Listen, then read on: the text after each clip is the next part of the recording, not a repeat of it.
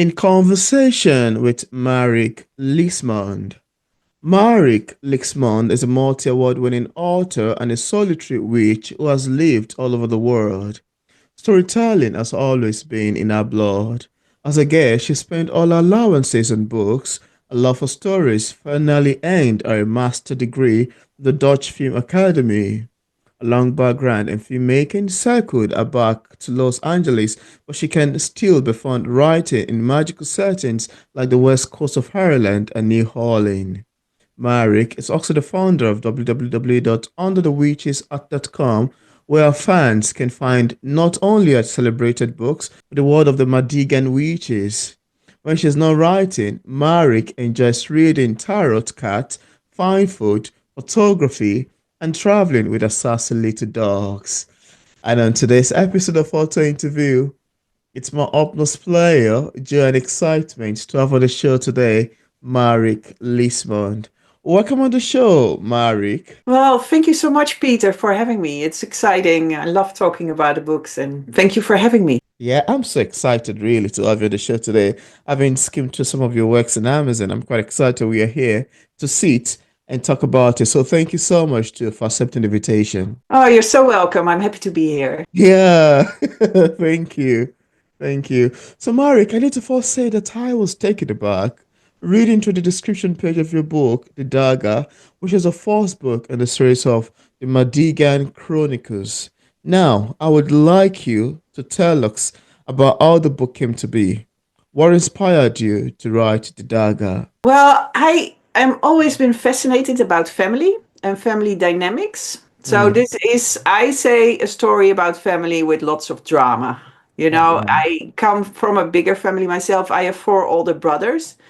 And I was always intrigued by just watching how everybody had different relationships with each other and how they used that to in their lives to get where they wanted or to, Yeah. arguments. So I wanted to write a really big family story. So this is a story with lots of people in it. Oh, wow. And something else I'm very passionate about is tarot cards. I read tarot Mm. cards, but I just started to collect them because I love the art Mm. and I enjoy it a lot. And I thought it would be really cool to tell a story in which the tarot cards are integrated. So we have a huge family, and tarot cards are 78 cards, of which 22 are the majors. And Oh, this family consists of 22 people. Not all of them get as much attention, but each of them represents one of the majors, which are archetypes. So their basis of their character is based on the tarot card that they are assigned to. yeah. So, like the matriarch of the family is the Empress, which is the All Mother in the card. So that's just a little example. And obviously, I take liberties because you don't want a two-dimensional character. So, but it's a starting point of where things are coming from. So, yeah, that's where the idea of the Medican Chronicles came from, and it's had seen different versions because at first I come from screenwriting, so I wanted to write a movie about it, but I wanted to tell so much it didn't fit in an hour and a half. And Wow. then in the end, it ended up to become a series of books. But I never thought I would have the patience to actually write a book. But at some point, I just sat down and I started writing, and I actually love it. So you never know. Oh, I love your description of that actually. It sounds to me to be quite beautiful, quite amazing, quite fun. Thank you for the little background of information and stories you've just told concerning the making of the dagger, which I really find to be quite beautiful, really. Before I go Oh, on to thank my you. next question, I would like you to show the book to the camera. I love the Yes, cover while I see it on Amazon. Very beautiful. You can this see is the very dagger. amazing. Would you like to talk about the cover? Because I feel like sometimes there is a story behind cover art when there's a book, beautiful story itself, but cover art sometimes have a story imbibed in them that sometimes may be particular to the author or the artist. Would you like to talk about the making of the cover? Well, I do that in an artist from the book publisher makes that. So you have to collaborate with Yeah. them. And I found that very interesting because you have to tell them what the feeling of the book is. Oh, yeah. It doesn't necessarily be as exact presentation. I think Yeah. it's important that the cover expresses the feeling of the book. Absolutely. And I think they did just an amazing job. Oh, wow. And it's just because it's about women and it's about magic. And yeah, if you, as you can see, that this she's floating and it goes on to the back, and then there are Mm. birds that pull her along. And not that Um, this necessarily happens in the book, but I think it really resonates with what the story is about. mm, And that's one of the things that I learned writing a book. There are a lot of other people involved in the whole process because, it's quite a lonely business to sit behind your computer, but to get it really into the world, you have to deal with editors and yeah. um, people who design your cover. So I think that's Mm, exciting also to learn to communicate with other artists. absolutely. It really learns you how to think about what is my story about and what is the feeling I want to convey with it. Yeah. Oh, Something. wow. I love your take on that. That's very beautiful and quite great. Thank you so much for sharing. Oh, Thank you're you. welcome. Thank you. Yeah. Yeah, It's good. absolutely. And then you also have the follow-up series to this book in the name of The Magical Tarot Deck. For Yes. readers who haven't read that yet, and without giving much information away, could we have a sneak of what we would expect in terms of perhaps themes and subject lines picking up the Magical Tarot Deck? I think something that goes through all my books is balance. I Yeah. think people are not all good or all bad, or they are not all strong. If you're very strong, you're generally also super insecure on the other end of the balance. And I think that's one of the wonderful things as a writer. You can play around with that. Yeah, absolutely. And in the magical tarot deck, I think what one of the other things that really comes forward is that you find out that you know who you are. It's a Yeah. story about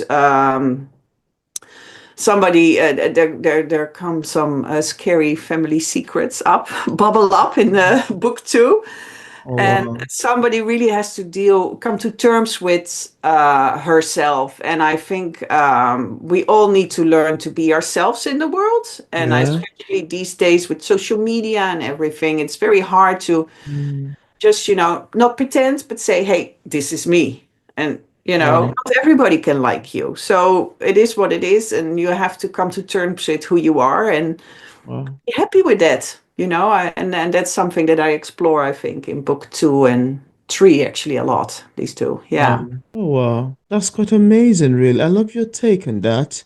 And I love the fact that you had to mention the balance that carry on from the first book to the second book and to the next one. That's quite beautiful to know. That's quite Yeah. amazing. I have a couple of storylines that really go all the way through because when I Um, started writing the books, I knew it would be 40 chapters long wow. and it's very long chapters. So it's broke up in six books. Oh, But wow. I always knew that this was the story.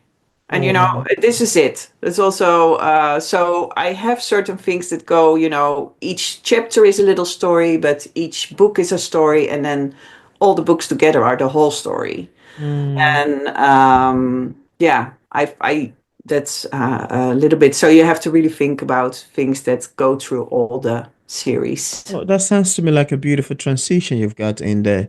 And I like you to show the book, the Magical Tarot Deck's cover to the camera, just so we see.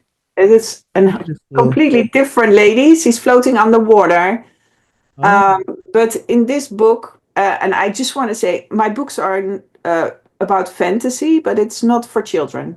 It's not okay. like Harry Potter. It's really for grown-ups, Yeah, add it. adults. Yeah. So, and I go into another realm, Yeah. and this is a fairy. So I feel this represents a little bit of a fantasy place. Mm. This cover, and she has some beluga whales swimming up there. And I, in the skies of fairy, I write there are whales always swimming through the sky. Oh, So wow. that's how this came to That's be. beautiful. Thank you. Very beautiful. Now, I wanted us to diversify a little bit, not entirely a little bit, but just slightly. Because, Marik, one of the most interesting things to me as a writer is to sit back and listen to readers' feedbacks. And you may want to agree with me that one of the things that makes literature to be complex is the fact that it can be interpreted in different ways by different readers based on their opinions. And sometimes the readers might get a message intended by the author. Sometimes they might be close to getting the message. Sometimes they might be far, say several meters or kilometers even away from getting the message. And at times they might just hilariously misunderstand the message and interpret the book upside down. And as interestingly fun as this interpretation seemed to me, I would like to ask you, how do you feel when readers interpret your works differently than you intended? How does that make you feel? Actually, I think it's delighted because you like write all these layers, and I just write it from my perspective. But Yeah. I think it's very inspirational if people find things in your work that maybe unconsciously you put it in there, or Yeah. it's just ended up there in a way that resonates with somebody and they have their own association with it How beautiful. and they project it on your character. Or Mm, it shows you things that you didn't think of yourself. I once had a reading with a book group, yeah. and there I found that some characters resonated with other people in a very different way.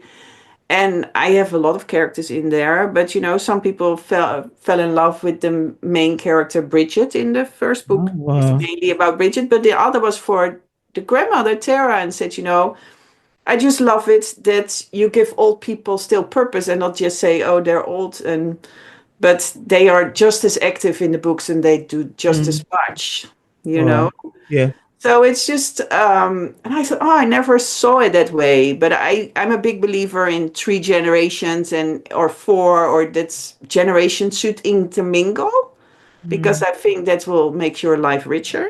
yeah. Oh, but I never really put it into words that way until that lady said to me, hey, the grandmother in the story is something that I resonate with, and these are my reasons. And I was like, gosh, I love that. I just, yes, that's actually, I love it that people feel that way. Yeah. And yeah, and I also think you put a story in the world, and I think I already had to deal with it as a filmmaker. Mm, Um, that people, yeah, it's not always how you put it in there, or maybe you haven't been extremely clear how you want to voice something, or you on purpose leave it a little vague, yeah. so you leave the interpretation to the reader. I Yeah. think as a poet, it's something you can really play with, for Intentional. instance, Absolutely. right? Yeah. So I think that's actually the beauty in things, that you put it in the world Mm, and you have to let it do whatever it does. So you mm. also shouldn't be offended if people don't see it the way you see it. Fine, you know? Yeah, I really do love your take on that, really. I love your answer to that question. And I think it's actually a very beautiful thing to find it quite delighting when readers say, oh, I cited this. Or is this what the author is trying to convey? Be like, oh, really? Well, I had no idea about that, but thank you for spotting it. Or, oh, she was trying to be kind of judgmental in here. Why would she say this, etc. Things like that. I'm like, oh, really? Well, thank you for spotting that, but I had no idea. I never intended that way, but I love your take on that. That's beautiful. That's welcoming. So Yeah. it's very exciting, really. And I think it also shows that your work has been piercing enough to get into the mind of the reader in a way that they can now give it an interpretation based on their own opinion. And that shows that you've done a great job, that your Yeah, works, yeah, I think because, that's just any reaction that you invoke is a reaction. It doesn't necessarily need to be a positive one, right? yeah, And but if you get a reaction, your work, like you said, did something, and that's yeah, just a compliment in the end. yeah. That's amazing. I think this is one of the beautiful things that actually complement in terms of when it comes to storytelling now, or fiction like you write in fantasy, etc. When it becomes very piercing to the characters, to the storytelling, to the transition. They'll be like, oh wow, why do you do this to this character? Or how dare you kill this character, for instance? Or why would you do so? It's always beautiful. And somebody like you who have written in series from the book one, two, three, four, it kind of leave that gap, that suspense that, oh, I'm looking forward to see what's gonna happen to this character in book four. I'm looking forward to what's going to happen to that character in book five. I can't wait to see how the story is going to transition in book six. On and on and on. That's one of the things that makes readers to be engulfed in storytelling. The Really. book was able to pierce into their heart and captivate their urgent attention that they become so stuck to it that they might even abuse you if you do something wrong to their favorite character. Yeah, I even have sometimes I do something to my in my last book I did something to a character. I was off a whole day. I was so sad. I was like, why did I do that? But sometimes you just get there in the story. You have to do it. You have no choice. Oh Yeah. goodness. Thank you so much for sharing. That was quite beautiful. I love your take on that. That's a beautiful in-depth dive into storytelling, writing, characterization, transitioning, plot twists, and all of that. Thank you so much for mentioning. And also, you are now finishing your last book in the series. How does that feel like? Also, how did you discover you wanted to be a writer initially from the start? I think I've got two questions in there You already. got two questions. I'll first say about the last book. It's exciting. I'm super exciting to be finally at the end of the series because I Yeah, found in the end 6 books is a lot. a lot. I thought, gosh, if I had thought, I knew it at forehand that it would be 6 books, but if I really knew what you have to all go through to do it, is 6 is a lot to do and to keep in your head. But also, these people live in my head for much longer than 6 books. So let's say since 2006 or something. Imagine. So, Wow. and now all of a sudden it gets very quiet. So it actually Wow. makes me also super sad that it's Oh, over because I always I talk to my character a lot and they mm, constantly live in my head. And now I came to the conclusion of the story and it's sort of like, oh, very it's like relieving. your friends or something. It's just a strange thing. Yeah, it's just an adjustment, Oh but my also God. good. Change is good. So either room for another story, which I think will definitely come, and but yeah, it takes time to fill up. Mm, For me, it takes time to fill up my head with stuff and then get somewhere. absolutely. But to come to your second story, how did I want knew that I want to become a writer is Yeah. I went to film school in the Netherlands, and I have a degree in camera and lighting, and I worked on film sets in various functions. And then my husband got a job opportunity in America in 2005, and we moved to America. And he was allowed to work, and I wasn't allowed to work. So I Oh, went from always working, and I teach horse riding lessons in the evening, and I was just always busy to oh, absolutely nothing and living in another country. And um, that's, and I thought, Europe and America, it's more or less the same. But yeah. I found it quite a culture shock. And also, we lived initially in a smaller town in North Carolina. And Oh, coming from Amsterdam, that was just not an entirely good idea. oh So wow. I found it really difficult. And then at some point, I found in those days, a CD. And there was a disc for a program of screenwriting. Oh, So I thought, I come from film, so that's why screenwriting was a natural thought. I thought, oh you know wow. what, I had endless time and I started writing, and then I learned I had all that weird stuff going on in my head.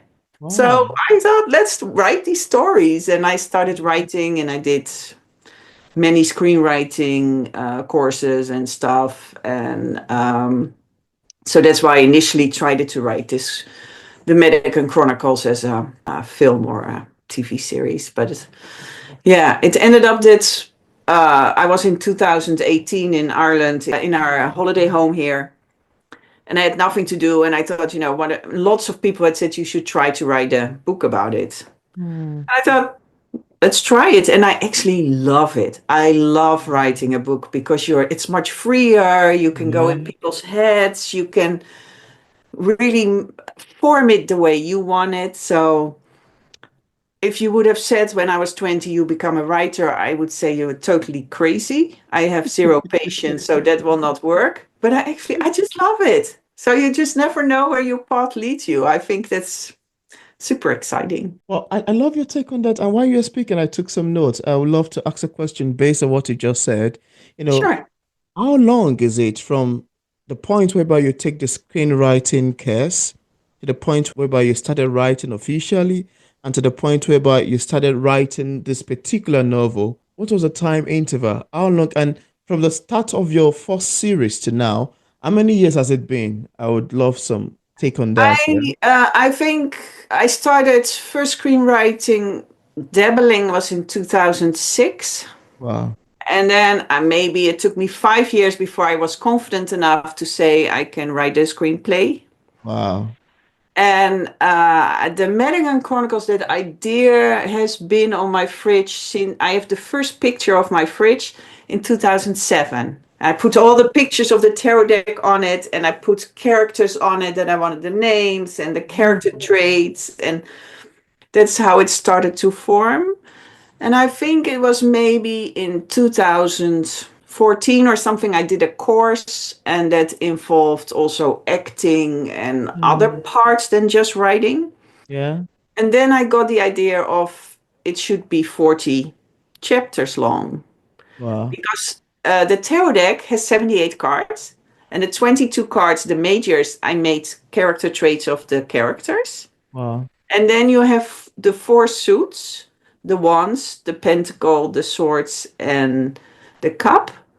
And Mm. they go from 1 to 10, and then you have the court cards. So I Mm. thought if you take a chapter and do the 1 to 10 from the suits, that's 40 chapters. So each card sets the tone for the chapter. Oh, So wow. my very first book here, the Dagger, Yeah. has a tarot card in the very beginning. Oh, wow. Looking it up right now. Sorry. Yeah. Here you go. What is it? The Ace of Swords. And the Ace of Swords is about a beginning of something, an idea. It's about the mind. And this is when a plan is put into action in the very first chapter. And that's what the whole Mm. ball is getting to rolling. So that card embodies the things that, Wow. the tone of that chapter. So each chapter has a tarot card designed, and it sets the tone of the chapter. So that's why it's 40 chapters long. And then in Wow. the end, I actually made a complete tarot deck. Oh, So wow. there's also a complete tarot deck with the Wow. theories. So that's a little bit how that's. So it took a long time to really That's a long form. journey. Oh, I'm trying to get back to your question. A long journey to really think this is it. So I wrote a pilot, and then people said you should write a book. And then Wow. in 2018, I actually started writing the first book. So Oh, now in wow. 2025. So roughly, I would say it takes me a year per book to get Wow. it done, because you think, oh, you won't know where you're going, but still you have to go through that whole process. And yeah, it takes me basically a whole year to get the book Mm. completely done. Oh, wow. Now I'm beginning to think it's actually a very beautiful question to ask authors questions like this, which I think it's very beautiful. I love your take on that. That's quite a journey, very long from one part to another and over there, etc. Now I want to go now into, I think you've mentioned or you've answered this already, but I'd still like to ask you, how exactly? Because I myself am always surprised how someone will just sit down either on their computer or their phone or during the hand drafting, whichever way they do it, and sit down, craft sentences and bring words together. That you have, sentence make paragraph, paragraphs make pages, pages make chapters, chapters make novels, and all of it they keep pouring it down there. It's always surprising how I sometimes ask myself, I'm a poet. I've not written any full-length novel currently. I'm currently working on one. I find it to be very tasky, to be frankly speaking. And sometimes it's amazed me how people just sit down, like, How did they get those words from? Where are those sentences coming from? Where are those paragraphs coming from? And now, as far as writing is concerned, I'd like to ask you too, how exactly do you get the inspirations and ideas to pull these words together in a way that you I have six currently? I Talk to think it's very personal. I learned, also with doing all those writing courses, everybody tells you this is the way to do it. do it. And I think it made me insecure in a certain way. So Yeah, what I in the end started to do, I took bits and props from people what I learned because you always learn something, and then you have to make it your own your because way. your writing process is super personal. It's not Yeah. the same, you have to find your way. Mm. And I found I'm not one of these persons who go and sit behind a computer all day. If I Oh, know what I want to write, I sit down. I generally write 2 to 3 hours. oh wow. And then if I don't know, I get up and do stuff. But I do things that are related to my story Oh, because I think that feeds my imagination. I'm a big believer in creativity inspires creativity. yeah. So I write about witches. Witches are about connecting to nature and to do spells and stuff like that. So what I do, I take my dogs for long walks on the beach or in the woods or and Wow. I look around. I talk to my characters in the meantime. I think about the problem and often when I come back, Mm. things have percolated and Wow. then I can write for a couple hours or I make like the witches have a store and they sell spells. In my book, the witches have a bar in the French Quarter. It's called Under the Witch's Head. So that's where Mm. Under the Witch's Head is coming from. It's the Wow. family business, and everybody gets their money from there. And they do tarot readings. And the front part is a bar where you can have cocktails and with a hint of magic. And in the back, you can order spells or have a tarot reading or whatever. Yeah. There's the more magical part, and it's in the French Quarter in New Orleans. Wow. And I love to make spells. They are an intention, something you want to put in the world. Mm. And so I start doing that, and that brings me then in touch with my book, and it helps me think through things. So I think if you do things that are related, you get new ideas. Yeah. And then I sit down and I write. And also, I'm not one of these. I like to, I know in each chapter what I want to happen, Mm. but I Planners. don't map it out meticulously because Oh, some people love doing that. yeah. I find if I do that, I lose interest. I Oh, don't want to write it anymore. I find it's already there. And I love to write in the context of what I'm looking for. And mm. then sometimes things fall out of you that are just amazing. You get just gifts that are, and if you use your intuition to write and to let it come out and flow, and then and you also, you have to rewrite a lot and not be afraid to throw away stuff, but you get such nuggets from that. I love it. Wow. Yeah. I love your take on this, really. That's quite beautiful. Thank you so much for an amazing, beautiful answer you've got in there. Now, can you tell a little bit more about the world of the witches on your website? I love your take on that particularly. Yeah, I thought, it's nice if people not can only experience what you read, but Yeah. also a little bit the world that is going on. So I made Under the Witch's Head where you can see the books Yeah. and but I have like one of the witches, she loves to bake stuff. Oh, So there are recipes on there for her from her, and then we have the bar where you have the cocktails, and one of the witches is really the master cocktail maker. oh So I wow. have some of her creations. Wow. And then there's a part where you can buy unique spells. So, and Oh, I make them myself and I bless them under the full moon. And they are, yeah, little intentions from a love spell to, getting some encouragement or, yeah. And I do that by collecting things that I find on the beach, in the woods, or little things I find in the store. So my desk is always a bit of a mess. But and then yeah, I love to get people a way to get me in touch with me. And but I think it's nice to give a little bit of a feel of what the witch's life is about. And, Absolutely. could be your neighbor, the witch. So you never know. And they're not scary, they're just fun. And so it's just there to have a little fun and try out some things that you come across in the books. Wow, that's quite beautiful. I love your take on that, really. That's quite amazing and very great. And before we wrap up for today, I'd like to ask you, what sort of advice would you give a writer who is still struggling with writing and publishing a book? And also, where exactly can interested readers get a copy of your books from? I think if you really want to be a writer, you just have to start. Yeah, Also, especially with your first book, it will not be perfect. It will never be perfect. After yeah, I find that each book, I become a slightly different writer because you always learn something. It's such a process, but if you don't start, you never get better or yeah, you never get anywhere. And yeah. so just start and don't forget to have a little fun with it. Mm, It's just I think if you have fun with your story, people will see that in your story. yeah. And I think the most important thing is to just enjoy it and try to improve yourself, but also don't be afraid to just put it out there and on to the next. Mm. Just don't get stuck on one book for 20 years. You just have to keep going.